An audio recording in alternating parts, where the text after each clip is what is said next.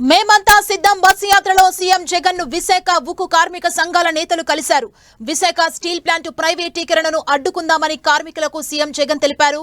June నెలలో ప్రభుత్వం వచ్చిన వెంటనే ప్రైవేటీకరణకు వ్యతిరేకంగా పోరాటం చేద్దామన్నారు. సీఎం జగన్ ను కలిసిన కార్మిక సంఘాల నేతలతో మా ప్రతినిధి Chittibabu face to face. Visakha ఉక్కు పోరాట కమిటీ నేతలు సీఎం జగన్మోహన్ రెడ్డి కలిశారు. మనతో మాట్లాడడానికి కార్మిక సంఘ నేతలు ఉన్నారు. సార్, కొద్దిసేపటి క్రితమే సీఎం జగన్మోహన్ రెడ్డి కలిశారు. అసలు ఏ అంశాలపై ప్రధానంగా ప్రస్తావించారు సార్? స్టీల్ ప్లాంట్ని కేంద్ర ప్రభుత్వం తీవ్రమైన ప్రమాదంలోకి నెట్టింది. ఈరోజు ముడి సరుకు రాకుండా చేసి నష్టాల్లోకి తీసుకొచ్చేటువంటి బాటలో ప్లాంట్ని తీవ్రంగా దెబ్బతీస్తుంది. ముఖ్యంగా గంగవరాన్ని పోర్ట్ని ఇటీవల అడ్డం పెట్టుకొని గంగవరం నుంచి షిప్పులు రాలేదనేటువంటి పేరుతో ఈరోజు ముడి ఖనిజం సప్లై చేయకపోవడంలో కోకింగ్ కోల్ అది కోమాలోకి పోయేటువంటి ప్రమాదం అనేటువంటిది తీసుకొచ్చింది.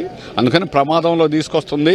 మీరు రాష్ట్ర ప్రభుత్వం, మీరు స్టేక్ హోల్డరు, మాకు వాటాలు లేవనే మాట కాదండి. వాటాలు ఉన్నా లేకపోయినా రాష్ట్ర ప్రభుత్వం భూములు ఇవ్వకుండా, కరెంట్ ఇవ్వకుండా, నీళ్ళు ఇవ్వకపోతే స్టీల్ ప్లాంట్ లేదు. అందుకని ఖచ్చితంగా రాష్ట్ర ప్రభుత్వం కూడా అందులో భాగస్వామి అవుతుంది. మీతో చెప్పకుండా, మీకు తెలియకుండా ఈరోజు లేదు. నేను అడ్డుపడడం వల్లనే ఈరోజు ఆగిపోయింది. మేము అడ్డుపడ్డాం, మేము ప్రైవేట్ కానివ్వలేదని చెప్పారు. కానీ రాష్ట్ర ప్రభుత్వం చేతిలో ఉన్నటువంటి మైన్సే ఇవ్వలేదు. మేము అదే అడిగాం. గతంలో ఇచ్చిన మైన్స్ కొత్తగా ఇవ్వక్కర్లా, రెన్యువల్ చేయాలి. అందుకని రెన్యువల్ గర్భంలో మ్యాంగనీస్ రెన్యువల్ చేయాలి. అట్లా క్వాడ్జీ, ఇసుక, ఇది చిన్నవే. ఇదెంత పని? ఇది మీరు ముఖ్యంగా ఐరన్ ఓర్ గురించి చూడండి. ఇది చిన్న పని, నా చేతిలో ఉన్నది చేసేస్తామని చెప్పన్నారు. చాలా కాలం అయింది, అది కూడా సంవత్సరం అయిపోయింది. ఎందుకు రెన్యువల్ చేయలేదు అనేదాన్ని ఈరోజు రాష్ట్ర ప్రభుత్వం, అందుకనే మేము కలుస్తామని మేము సంవత్సరం నుంచి అడుగుతున్నాం. అది ఎప్పుడైతే ఆగిపోయిందో అప్పటి నుంచి మీరు కలవాలని. కానీ ఈరోజు ఎన్నికల సమయంలో కలిసారు. దీనికి పెద్ద విలువ అనేది లేనటువంటి పరిస్థితి అయిపోయింది.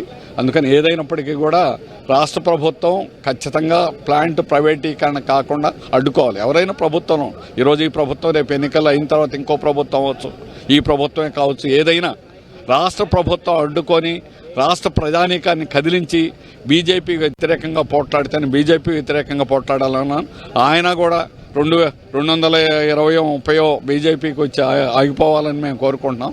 బీజేపీ రాకూడదని మేము కోరుకుంటున్నాం అని చెప్పడం జరిగింది.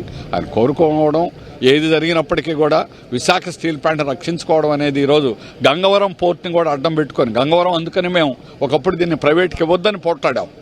గంగవరం ప్రైవేట్కి ఇవ్వద్దని మేము అంతా జైల్లో ఉన్నాం. 40 రోజులు జైల్లో ఉన్నాం, 45 రోజులు జైల్లో ఉన్నాం. కానీ ఆనాడు బలవంతంగా వాళ్ళకి అప్పచెప్పడం అనేటువంటి జరిగింది. ప్రైవేట్కి వాడికి అప్పచెప్పి అది కూడా ఇప్పుడు అదానీ చేతిలోకి వెళ్ళిన తర్వాత వాళ్ళిద్దరూ కలిసి, మోడీ అదానీ ఇద్దరూ కలిసి స్టీల్ ప్లాంట్ని దెబ్బతీయడానికి తీవ్రంగా ప్రయత్నం చేస్తున్నారు. అందుకని చాలా ప్రమాదమైనటువంటి పరిస్థితిలో ఉంది. అందుకని మీరు బాధ్యత తీసుకోవాలని చెప్పడం అనేటువంటి జరిగింది. తప్పకుండా చేద్దామని పద్ధతిలో చెప్పారు.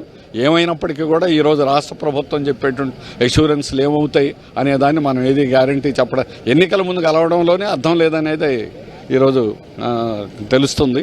అందుకని రాష్ట్ర ప్రభుత్వం ఏం చేస్తారో, అలాగే భవిష్యత్తులో ఎలా వ్యవహరిస్తారో అనేది 20 రోజులు. స్టీల్ ప్లాంట్ సంబంధించి ప్రధానంగా ఏ అంశాలు సీఎం గారితో ప్రస్తావించారు, అతను ఎలా స్పందించారు సార్? మొదటి విషయం, కేంద్ర ప్రభుత్వం దీన్ని 100% వాటాలు అమ్ముతాం అనేదాన్ని ముందుకెళ్తా ఉన్నారు. అలాగే ప్లాంట్ని డ్యామేజ్ చేస్తున్నారు. కోకోవెన్ కోమాలోకి వెళ్ళింది. ఎగ్జాక్ట్గా ఇదే విషయాలు మేము చెప్పాం.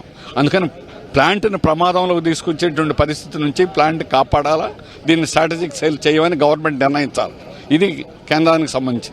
అలాగే దానికి సంబంధించిన మైన్స్ కానీ లేదా సెయిల్లో కలపడం కానీ చేయాలని మేము అడిగాం.